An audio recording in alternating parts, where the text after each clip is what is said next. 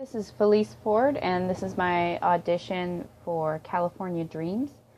I am auditioning for the parts of Ariel, Heidi, Amber probably, or whatever part you think I might be good at. And the reading I'll be doing is Dogface, the character, and the name, by Kelly Powell.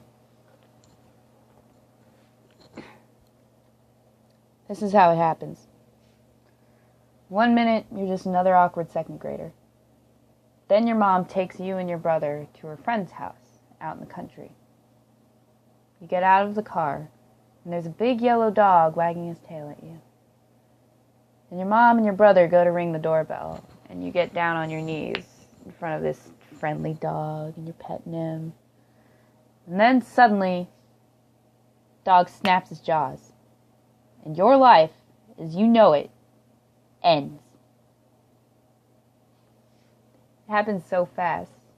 You're not even sure what happened. It feels like a very sharp pinch.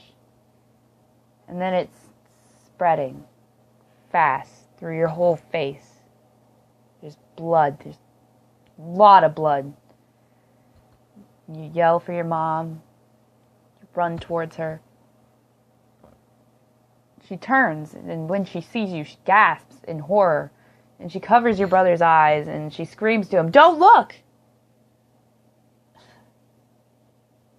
Yeah, that's how these things happen, I guess.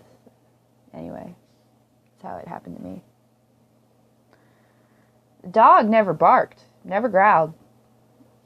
He followed after me, still friendly, playful, blood pouring from the holes in my face, and he's looking at me, wagging his tail. My mother grabbed my jacket from the car and told me to hold it tight against my face. I was crying. I was so panicked, it felt like I was choking.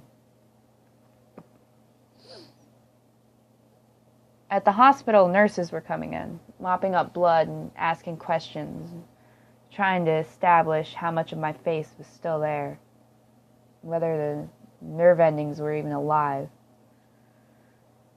My face felt like puffy, and I was lightheaded. The nurses were friendly. They wanted me to trust them, and I did. I believed them when they said that doctors would be able to fix me. My father, he couldn't look directly at me. He kept staring at a space in the wall above me. He kept saying, "You're being very brave." I didn't feel brave. I was still crying, but quietly. I was pressing cotton against my face, just wanting it to be over. I just wanted to go home. And then I was lying on the table, squinting into a bright light above me. I can't feel the stitches, but if I look out the corner of my right eye, I can see it, this silver needle moving up and down. So I don't look. They keep talking to me. Half the time I don't know what they're saying. The other half of the time they're telling me how brave I am, but that's only because they don't know how afraid I feel. You're not allowed to cry or they might mess up your stitches. You can't move at all. They keep saying it'll all be over soon. They lied.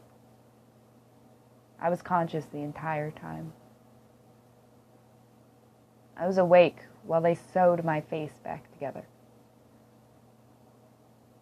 What I remember most is the bright light and the strangely disembodied voices of my parents and the doctors, trying to keep the patient calm. When they finally let me see myself, when they gave me a mirror, I had prepared myself for a Halloween mask, for a horror movie, for a nightmare, but the blood had been cleaned away. It was just neat rows of stitches. I was actually relieved. But then I went back to school, and that's when the real trauma began.